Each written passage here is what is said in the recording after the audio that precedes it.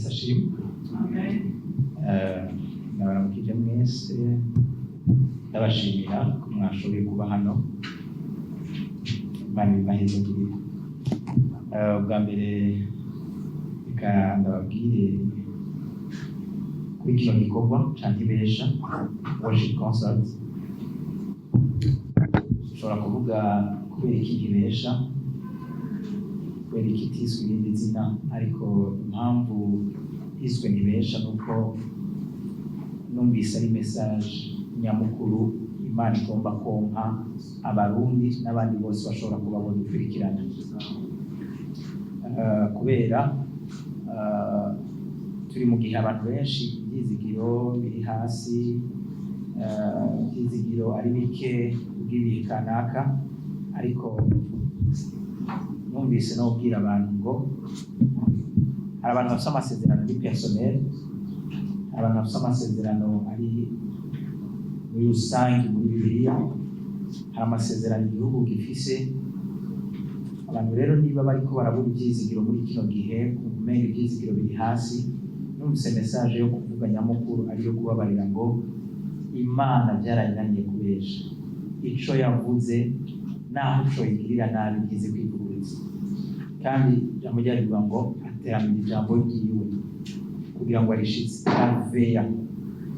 Ikindi nuko yashize hejuru ijambo ryayo arirutisha n'izina ryiwe, kugira ngo ibyo bibatere kwegera umuremyi, kwegera uwabacunguye, bamwumvire ko ntazobatetereza yaba ku giti cy'iwawe yaba ku gihugu cacu. Message ni ico Imana yavuze cose ku gihugu, ico Imana yavuze kuri wewe, Imana izogishiza. Ico gusaba nuko wegera ukayigumbira. Niyo message nyamukuru nagombye gutanga, numvise Imana igomba ko ntanga.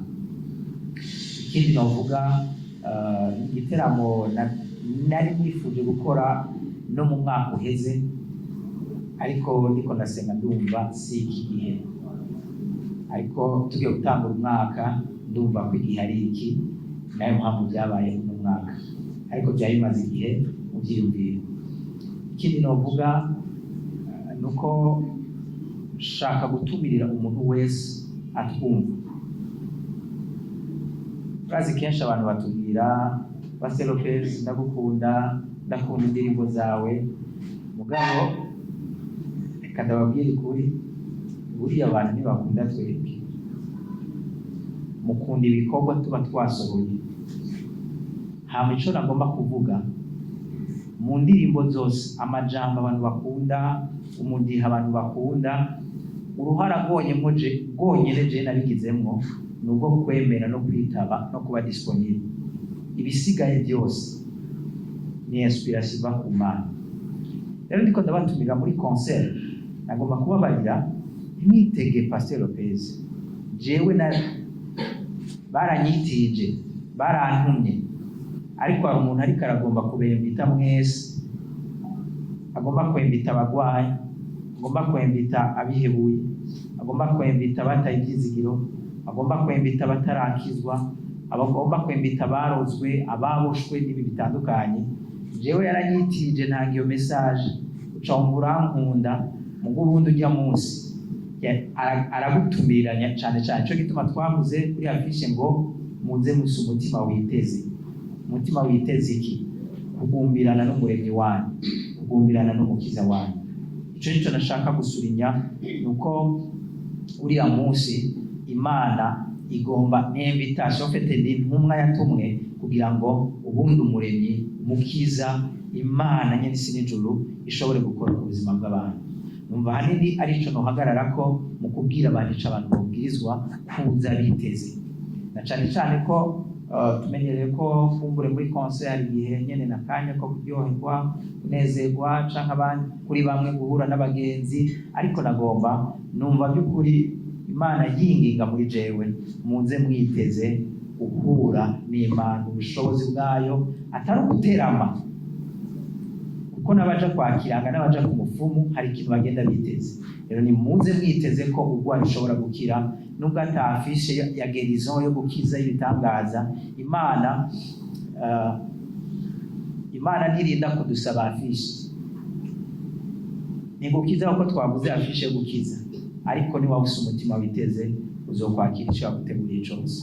Umva ari ico ndabashimire ko muzosidukana niyo mukaza dushigikira, ariko kandi no kuba mu mwanya wo guhimbaza no gutazira. Murakoze cyane.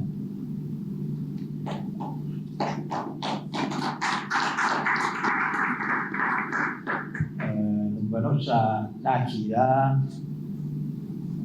nyakubahwa twicaranye mvuge hanini mu bayinvite, turi kumwe n'umutama wacu utamuzi sinzi yava udakorotse. Ubu nyina avuga ngo udakorotse uva mu ijuru, no mu ijuru baramuzi n'ikuzimu nabo baramuzi. Ni akidondora mugabo nyuma ntaco, reka bibarira abandi bazokurikirana, ariko ni umuntu nubaha cane nkunda, yatubwira ikimazi kidasanzwe n'uyu munsi. Kandi turi kumwe n'uwundi munyakubahwa ngaha, sinza kubavuga amazina, nza kubaha akaryo bivuge, bivuga imbere y'abandi. Kazi cyane. Mwaramutse, mwiriwe, gakeye, shalom, Yesu ashimwe. Ndanezerewe kuba ngaha muri iki gikorwa cya Nibesha Worship Concert. Kuri jewe niteka gushigikira Pastor Lopez ku bijanye n'urugendo rwiwe rw'umuhamagaro muri iki gikorwa, kubera ko kumubona nishizwa ry'indoto nagize kuva mu buto bwanje bwa ministeri, kuva nshinjira muri iki gikorwa, maze kugira indoto zagutse. Nagumye nifuza kuzobona muri uru runganwe nkiriho, kuzobona abandi dufashanya iki gikorwa, abandi bashobora gukora na binini byinshi byiza gusumba ivyo nakoze, ivyo ndiko ndakora. Rero niteka, naranezerewe cyane maze kumenya programme y'iyi concert yitiriwe Nibesha Worship Concert. Nkuko yavuze, ni cyumviro yagize kuva l'année passée canke avant l'année passée, kandi twarahura akambwira ati ndiko ndategura kandi ndifuza gutegura igikorwa, ariko nkuko yavuze ni byabaye ku mwanya yabyifuza, kubera ko turagira ivyumviro n'imigambi, ariko Imana igashitsa bimwe mu biba bihwanye n'ivyo yishaka kandi ku mwanya wayo. Rero nagira mvuge ku giti canje no mu izina ry'abatumire ko nezerewe kandi ari iteka kuba muri iki gikorwa, gushigikira iyi concert nk'imwe mu ngabire Imana yashize ku mugaragaro muri iki gihugu, kandi no mu buzima bw'ishengero rya Kristo, nk'umwe afise umutima wo guhimbaza no gutazira, kuninahaza Imana, kwishira hejuru, atari mu ndirimbo gusa canke mu mpano ingabire, ariko nk'umu adorateur mu buzima bwiwe bwa misi yose, mu bikorwa bya ministere. Ni kimwe muri byinshi nshingira intahe ku bijanye n'ubuzima bwiwe nk'umukozi w'Imana muri rusangi, ariko kandi no muri iki gikorwa cyaduhurije hano twiteguriye kuzobamwo kuri iyi dimanche. Rero nagira mvuge ko ntumiye abantu benshi bamaze kumva ijwi ribahamagarira kuzoza kwifatanya natwe muri Nibesha Worship Concert kuri uyu w'Imana.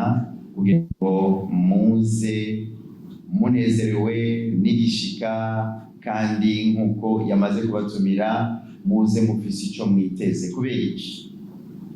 Kubera ko iki giteramo canke iri huriro ni ihuriro ridasanzwe. Mu bihe nk'ibi abantu benshi bafise ico biteze ko Imana yobakorera, ariko mu buryo bufatika. Isi yose iri mu bibazo, isi yose irarushe, irazazaniwe, ariko bien sûr uwuguruye iwe buba bukeye. Twebwe twiyumvira ku byacu, ibyo turimo muri iki gihugu. Ndazi ko umwenegihugu wese avuga ngo Mana dutabare, Mana gira icyo ukoze. Uzi gusenga muri iki gihe aravuga ngo mbega niki gikwiye kuba. Rero umwanya nk'uyu wo guhurira hamwe muri iyi concert duhimbaza Imana ni wo mwanya woza ufise uvuga ngo reka mpimbaza Imana hamwe n'abandi, hanyuma dusengere hamwe duhuje umutima n'inama, kandi duhimbaza Imana yumva, dusenga Imana yumva.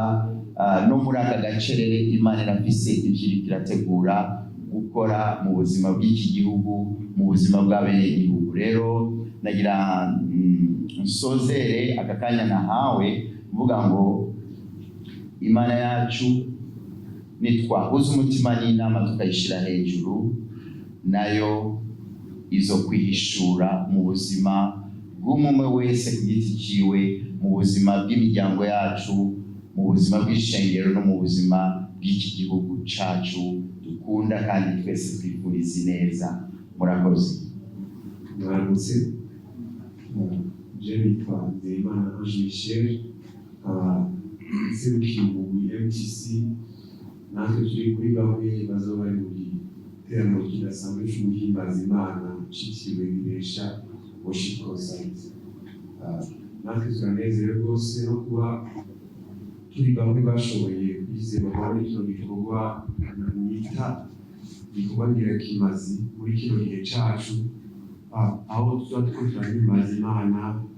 Pastor Lopez nivyo n'umwe Imana iriko irakoresha muri kino gihe muri ico gikorwa, mugabo twe ntitumuzi gusa n'uhimbaza Imana canke usanzwe aririmba, mugabo ni pastor wacu, kandi ibikorwa ariko arakora, indirimbo ariko arakora twese zadufashije kuvuga mbere zitarasohoka.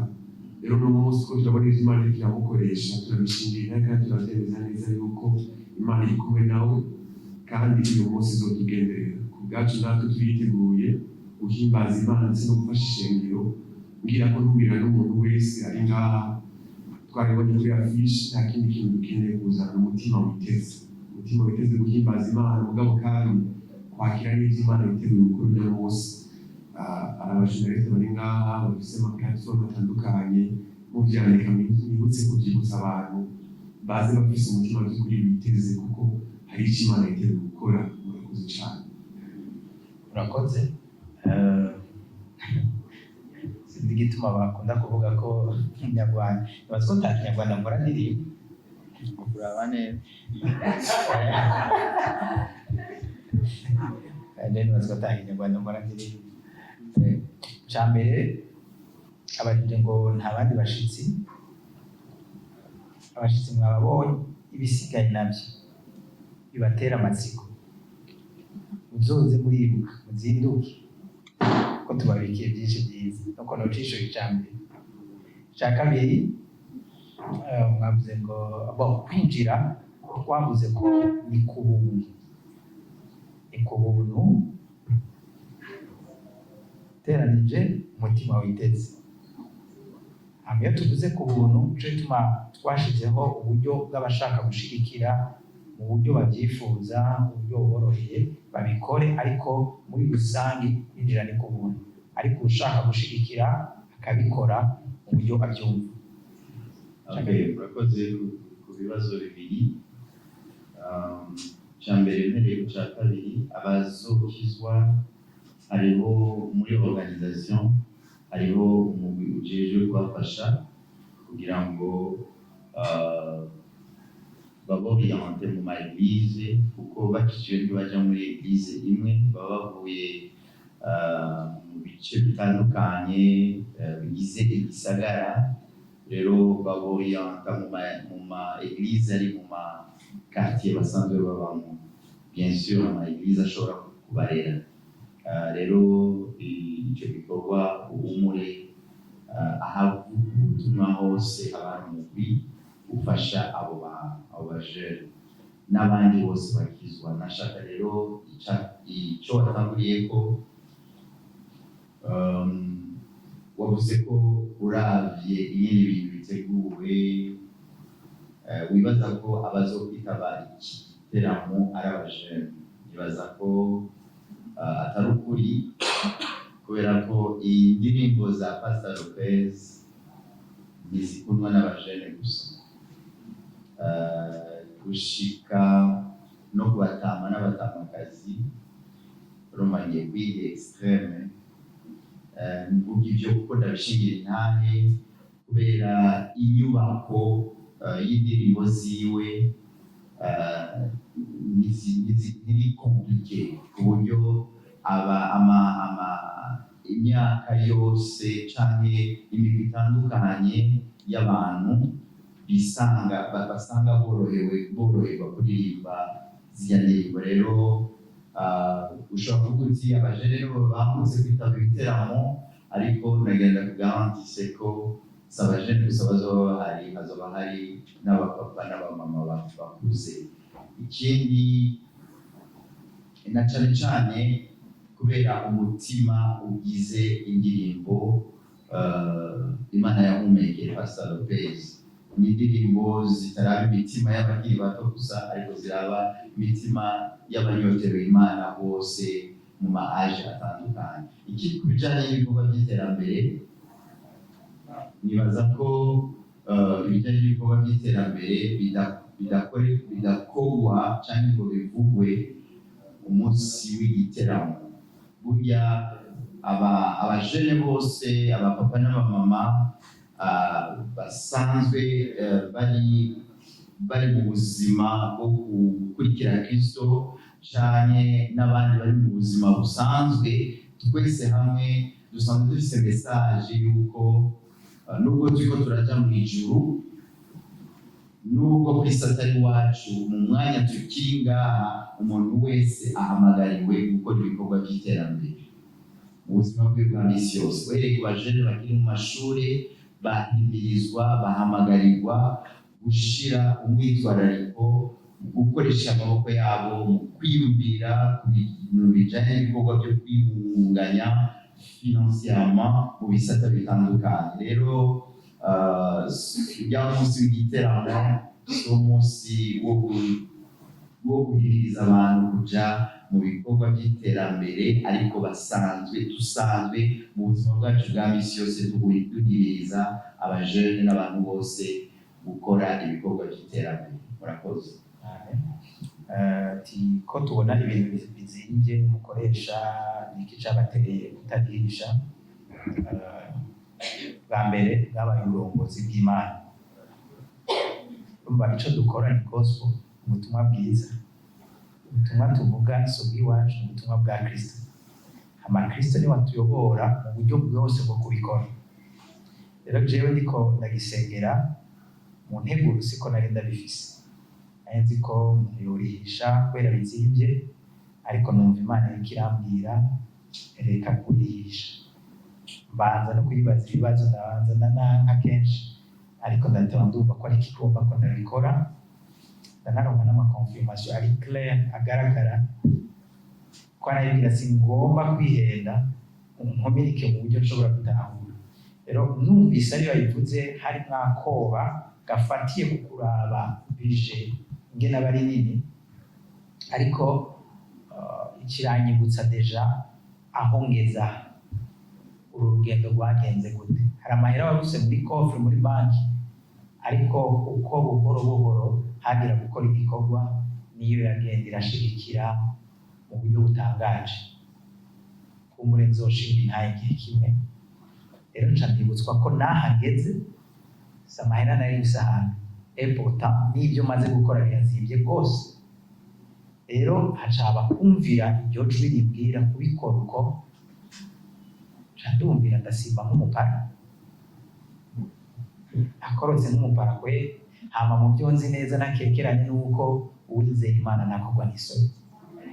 Tugeze mu nteguro, nibaza ko tugeze kuri 90% mu nteguro Imana rero mwizihirwe. Ca kabiri wavuze ngo nk'icitegererezo, Imana ishimwe ko arabafata nk'icitegererezo, hama umubego urashobora kwakira ugafasha abandi. Inshuti yanjye nobwira Imana insunikire kwihuta kugira gusohora indirimbo harimwo umutwaro w'abaririmbyi n'abamizisien, kuba nshobora kubegera tukaganira surtout kubwa kino gikorwa kugikora seno umutima w'Imana n'ubwami n'ivyumviro Imana ifise. Rero nsanzwe ndiko ndabikora, harabo tuganira, harabo dufashanya, rero ntaco mbuza kwakira umuntu akanya ndagafise. Igana n'umwanya w'iki ca mbere c'ababaza baravye n'ubunini bw'igikorwa gituma haca hazamwo iciyumviro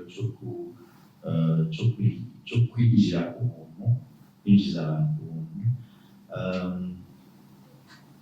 Jewe ndakivuga nk'umuntu azi ubuzima bwose. Iyo twateguye ibiteramo abantu bakariha tukabarisha bakinjira, haba iki mu bijanye n'amafaranga, inyungu zizamwo zingana iki, canke support y'icyo gikorwa ubwacu ingana iki. Ni ukuvuga iki? Ni ukuvuga ngo iyo turigishije mu biteramo, bisobanura ko amatike abantu baguze bijya 5,000, 10,000, 20, 50, ntituragera ahantu amadroit d'entrée ashobora gukura amadepense y'integuro yose y'igikorwa. Iyo niyo realite abariko baradukurikira bakwiye kumenya. Iyo bibaye ngombwa rero hakaba abantu, tukagira amahirwe y'abantu bavuga ati ndazanye ukuboko kwanje muri iki gitaramo, aba organisateur canke umuvisionnaire nka Pastor Lopez aravuga ati n'ubundi iyo ndigisha ayo mahera avamo yari kuvamo ntiyari gukuba les dépenses, ko ndose abanshigikira reka ntange uwo mugisha gushika no kuri uriya muntu atari gushobora kuronka bijya 5 nawe aronka akaryo ko kuza. Umuryango uba wugurutse munini, ariko tuba tubishobojwe n'abandi, tuba tubishobojwe n'abantu bakiriye uwo mutima bakavuga ati ufise igiteramo, ndazanye ukuboko kwanje ndagushigikiye, wakwegeranya ibyo bintu ukavuga ati ndaronse ayo kuriha ibikoresho by'umuziki, ndaronse ayo kuva depenses n'izi, reka ntange uwo mugisha abantu baze ku bwinshi duhimbazanye Imana hamwe. Nibaza rero ko ni iyo comprehension ikwiye kugumaho kugira ngo mwabe mwumva ko kurihisha ari bibi canke kutarihisha ari bibi. Hari ibintu tuba hari principe tuba twirengagije. Murakoze. Ikibazo gihagaze, iyo dutumiye abantu bavuye hanze kenshi baba ari n'abarundi baba hanze, rumani tuba turaja kure cane. Iyo bibaye ngombwa tugatumira mu biteramo byacu abanyamahanga, nabo bakaza kudushigikira mu biteramo byacu. Rero bivana n'intumbero n'ico dushaka muri ico giteramo, ariko kandi twifuza no kumenyereza abenegihugu ko dushobora gukora ibintu vyiza local. Ingabire impano ziri ngaha muri iki gihugu zirenga uburyohe, karite turabifise ngaha. Iyo rero tutatumiye abavuye hanze tuba twabikoze tubibona, ariko kandi haba harimo no gushaka kubwira abadukurikirana abakonsomateri b'ibikorwa byacu ko burya ibyiza biracari ngaha, hanyuma baje naho ni valeur ajoutée. Murakoze.